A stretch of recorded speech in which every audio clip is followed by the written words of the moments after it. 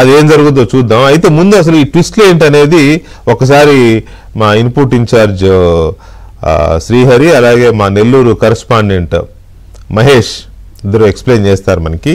ముందుగా ఈ ఎపిసోడ్ గురించి బ్రీఫ్గా మహేష్ ఏంటి అసలు ఎలా బయటపడింది, ఇది ఏం జరిగింది మహేష్? వికే సార్, ప్రధానంగా చూస్తే ఇప్పుడు ఈరోజు సంచలనంగా మారిన ఆ వీడియోలో ఉన్న వాళ్ళంతా కూడా ముగ్గురు రౌడీ షీటర్లు, మరొక ఇద్దరు యాంటీ సోషల్ ఎలిమెంట్స్. వాళ్ళు శ్రీకాంత్ ఎవరైతే రౌడీ షీటర్ జైల్లో ఉన్నాడో, ఇటీవల పెరోల్ కోసం ప్రయత్నం చేశాడో ఆ శ్రీకాంత్కి ముఖ్య అనుచరుడు జగదీష్, మరొక వ్యక్తి మహేష్, మరొక వ్యక్తి వినీత్. వీళ్ళు ముగ్గురు కూడా రౌడీ షీటర్లు. వాళ్ళంతా కూడా అక్కడ మాట్లాడుకుంటూ ఉన్నారు. డబ్బుకి డబ్బు, ఎంత డబ్బు కావాలంటే అంత డబ్బు మనకు వస్తుంది అని చెప్పి వాళ్ళు మాట్లాడుకుంటూ ఉన్నారు. వీళ్ళంతా కలిసి కూడా ఈ వీడియోని బట్టి తర్వాత కొన్ని వివరాలు సేకరించిన మీదట కోటంరెడ్డి శ్రీధర్ రెడ్డి అనుచరులు అలాగే టీడీపీ శ్రేణులందరూ కూడా కోటంరెడ్డిని టార్గెట్ చేశారు, కోటంరెడ్డిని హత్య చేయాలనుకున్నారు. అందుకు వైసీపీ పెద్దల దగ్గర నుంచి వాళ్ళకి పెద్ద ఎత్తున డబ్బులు ఇస్తామని, అలాగే రాబోయే ఎన్నికల్లో గూడూరు కానీ సూలూరుపేట కానీ ఒక టికెట్ కూడా ఇస్తామని చెప్పినట్లుగా వాళ్ళు ఆరోపిస్తూ ఉన్నారు. కోటంరెడ్డి శ్రీధర్ రెడ్డి హత్యకి పెద్ద ఎత్తున కుట్ర జరిగింది.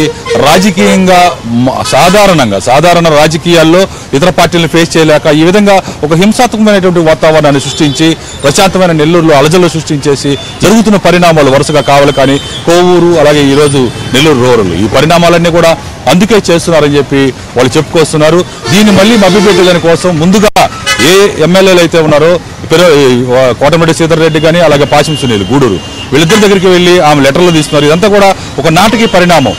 శ్రీకాంత్ తల్లిదండ్రులు పంపించి మానవత దృక్పథంతో ఆలోచించండి, పెరోలు ఇవ్వమని చెప్పి వాళ్ళు అడిగితే వాళ్ళు లెటర్లు ఇచ్చామని వాళ్ళు చెప్తూ ఉన్నారు. తర్వాత ప్రధానంగా ఈ లెటర్లు ఇచ్చిన తర్వాత కూడా జాయింట్ సెక్రటరీ, హోంశాఖ జాయింట్ సెక్రటరీ దాన్ని తిరస్కరించడం జరిగింది. నెల్లూరు ఎస్పీ, తిరుపతి ఎస్పీ అలాగే జైలు సూపరింటెండెంట్ కూడా ఇతను పెరోలు ఇవ్వడానికి అర్హుడు కాదని చెప్పి వాళ్ళు చెప్పారు. దాంతో జాయింట్ సెక్రటరీ తిరస్కరించారు. తర్వాత కానీ 15 రోజుల తర్వాత ఏకంగా సెక్రటరీనే పెరోలు ఇవ్వడం జరిగింది. దీనిపైన ఒక పెద్ద అధికారి కూడా పాత్ర ఉందని చెప్పి తెలుస్తూ ఉంది. దీన్ని ఏకంగా హోంశాఖ మంత్రి అనితకి వృద్ధి ప్రయత్నాలు చేశారు. ఇక్కడ నెల్లూరులో అయితే మాత్రం ఇక్కడ శ్రీకాంత్ అనే అతను ఒక రౌడీ షీటర్, ఇతను జైల్లో ఉన్నాడు, జైలు నుంచి పరారై శ్రీకాంత్ రౌడీ షీటర్ అనేది తెలిసిందే. ఒక మర్డర్ కేసులో జైల్లో ఉన్నాడు. ఇదంతా ఓకే. శ్రీధర్ రెడ్డిని చంపడానికే అతను పెరోల్ మీద బయటకు రావాలనుకుంటున్నాడు అనే దానికి ఉన్న ఆధారం ఏంటి? ప్రధానంగా కోటంరెడ్డి శ్రీధర్ రెడ్డి 18 నెలల ముందే వైసీపీ గవర్నమెంట్లో బయటకు రావడం, జగన్ వ్యతిరేకించడం జరిగింది. ఆ తర్వాత వరుసగా ఎమ్మెల్యేలు నెల్లూరు జిల్లాలోనే 3 ఎమ్మెల్యేలు బయటకు వచ్చారు. ఒక్కసారిగా వైసీపీ పతనమైంది, ఒక భావన వైసీపీ పెద్దల్లో ఉంది. అందుకే ఆయన్ని అంతమొందించాలని చెప్పి అనుకున్నారు.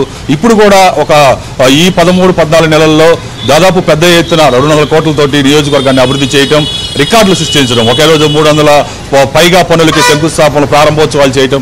ఇలాంటి నేపథ్యంలో ఈయన ఎప్పటికైనా కూడా రాజకీయంగా ఇబ్బంది. 2019లో దాదాపు 10కి 10 సీట్లు వైసీపీ గెలుచుకొని కంచుకోటగా పెట్టుకుంది. 2024లో పూర్తిగా తారుమారై 2024 ఎన్నికల్లో టీడీపీకి వరుసగా 10 సీట్లు రావడం జరిగింది ఉమ్మడి నెల్లూరు జిల్లాలో. ఈ కారణంగా రాబోయే ఎన్నికలు దృష్టిలో పెట్టుకొని ఈ శ్రీధర్ రెడ్డి ఇలాంటి వారు ఎవరైతే యాక్టివ్గా ఉంటారో, కావలి ఎమ్మెల్యే కావ్య కృష్ణారెడ్డి వీళ్ళ మీద దాదాపు ఎవరైతే యాక్టివ్గా ఉన్నారో వాళ్ళ మీదే అటాకింగ్స్ జరుగుతున్నాయి. కోవూరు ఎమ్మెల్యే వేమిరెడ్డి ప్రశాంత్ రెడ్డి పైన భయంకరంగా మాట్లాడిన విషయాలు చూసాం. ఆ తర్వాత కావల్లో ఎమ్మెల్యే పైన హత్యాయత్నం, తర్వాత ఈరోజు కావలి నెల్లూరు రూరల్ ఎమ్మెల్యే కోటంరెడ్డి శ్రీధర్ రెడ్డి పైన హత్య కుట్ర కూడా కేవలం మహేష్ ఒక నిమిషం లైన్ లో ఉండండి. శ్రీహరి, ఈ నెల్లూరుకు సంబంధించి చాలా చాలా ప్రశాంతంగా ఉండే జిల్లా, రాజకీయంగా చాలా చైతన్యవంతమైన జిల్లా, అందులో సందేహం లేదు. కానీ ఈ ఘటనలు